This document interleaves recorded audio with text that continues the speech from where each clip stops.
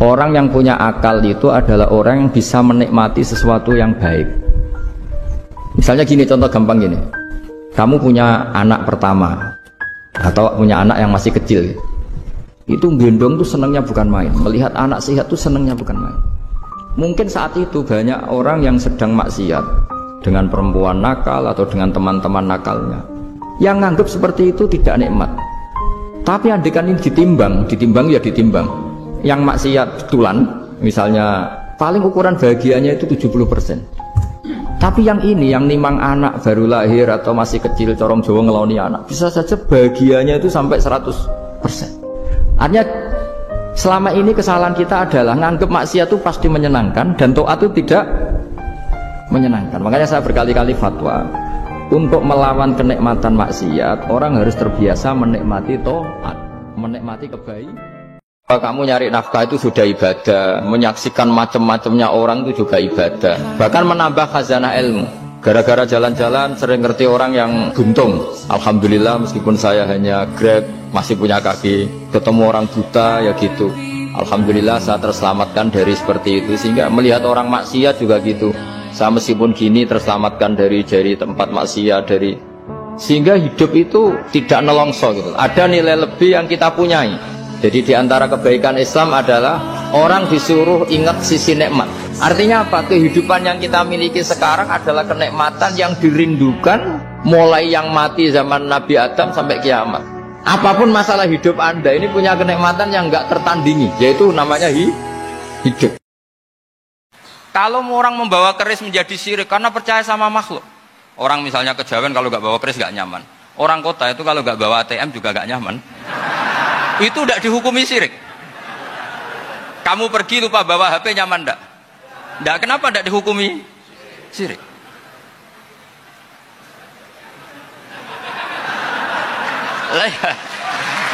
Jadi ini logika. Jadi makanya ini Gus Reza boleh kritik saya tuh berkali-kali bilang, saya termasuk ulama yang mau bikin gerakan cangkem elek. Karena nanti kalau saya nisbatkan ke Rasulullah itu tidak pantas, karena Nabi ahsanan nasi khalqahu wa khuluqa. Tapi saya siap jadi bempernya Rasulullah sallallahu alaihi wasallam. Pernah ada diskusi di Jakarta, ini kisah nyata. Apa dalilnya setelah sholat salaman? Mana hadisnya? Itu dijawab hadisnya tentu kita kesulitan. Kalaupun ada hadisnya dhaif semua yang masalah musafahat. Akhirnya mau tidak mau dijawab.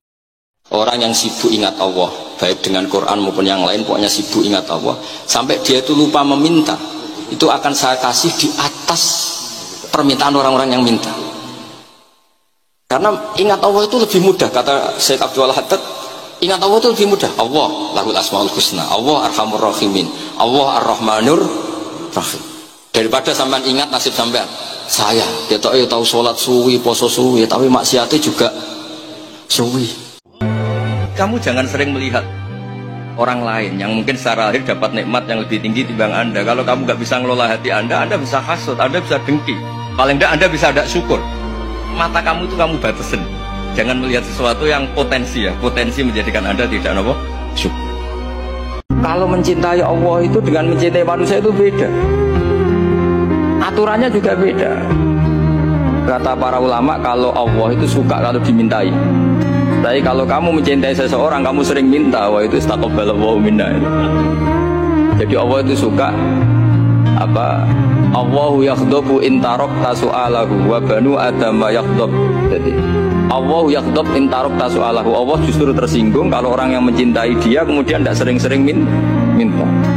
Tapi kalau Bani Adam semakin sering dimintain malah nafsu ya, malah tersinggung, malah capek.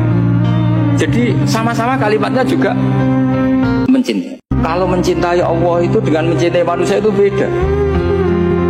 Aturannya juga beda. Kata para ulama, kalau Allah itu suka kalau dimintai. Tapi kalau kamu mencintai seseorang, kamu sering minta, wah itu istaqabbalallahu minna. Jadi Allah itu suka apa? Allahu yaghdabu in tarakta su'alahu wa banu adam yaghdab. Jadi Allahu yaghdab in tarakta su'alahu. Allah justru tersinggung kalau orang yang mencintai dia kemudian tidak sering-sering minta. Tapi kalau Bani Adam semakin sering dimintain malah nafsu ya, malah tersinggung, malah capek. Jadi sama-sama kalimatnya juga mencintai. Allah itu akan menindak apa yang kamu perbuat oleh hati kamu. Bima kasabat qulubukum. Sekarang begini, kamu melihat orang koruptor misalnya, punya uang miliaran, terus kamu kagum, wah enak jadi koruptor, uangnya banyak, bisa apa saja kesampaian. Kata itu adalah menjadi maksiatul qalb, hati kamu maksiat. Karena kenikmatan cara Allah ya taat, mestinya iku iri. Wah, wong kok senenge pangeran ngono, seneng sujud, seneng tahajud, wong kok senenge ibadah. Nah, cara pandang Anda yang salah ini nanti juga dihisab karena kamu mensifati sesuatu yang dibenci Allah. Korupsi itu dibenci Allah, kamu sifati enak. Maksiat dibenci Allah, kamu sifati enak. Kalau kamu orang yang baik, itu sifati enak ya taat. Ya disebut walakinna wa habbaba ilaikumul iman wa zayyanahu fi qulubikum. Orang baik itu orang yang cara pandang ya baik. Saya ini pengagum teori ikhlas. Dilatih bil ilmi, saya ulang lagi, dilatih bil ilmi. Saya ini malu. Malunya tadi, saya mengatakan 1 tambah 1 2 itu meskipun tidak ada yang memberi hadiah, tetap saya katakan 2. Saya mengatakan air itu dingin, tidak ada yang ngasih hadiah, saya akan bilang kalau air itu dingin, kalau api itu panas. Untuk hakikat-hakikat seperti itu saja saya jujur tanpa ingin imbalan. Tapi ketika hakikat mengenai Allah kok saya minta imbalan surga dan neraka, ini apa-apaan? Kira-kira gitulah, Rois Suryah macam apa gitu.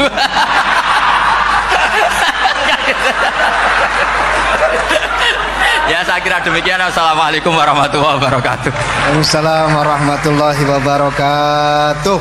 Kalau kita punya problem, pasti ingin ketemu orang yang punya kekuatan untuk menghilangkan problem itu. Kalau kita ingin punya hajat dan ingin solusi, ada solusinya, pasti ingin ketemu orang yang mengendalikan hajat itu, yang bikin solusi. Jawabannya, siapapun makhluk itu pasti punya keterbatasan. Siapa yang tidak punya keterbatasan itu? Hanya Allah Subhanahu wa Ta'ala.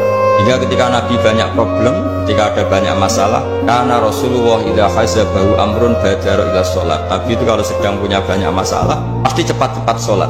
Hingga dikatakan wasta'inu bisobri washolat. Kamu minta tolonglah dengan konsisten sabar dan minta pertolongan dengan sholat. Konflik itu dimulai dari tersinggung. Saya ulang lagi, konflik itu dimulai dari tersinggung. Saya punya sekian khazanah tentang ngelola tersinggung.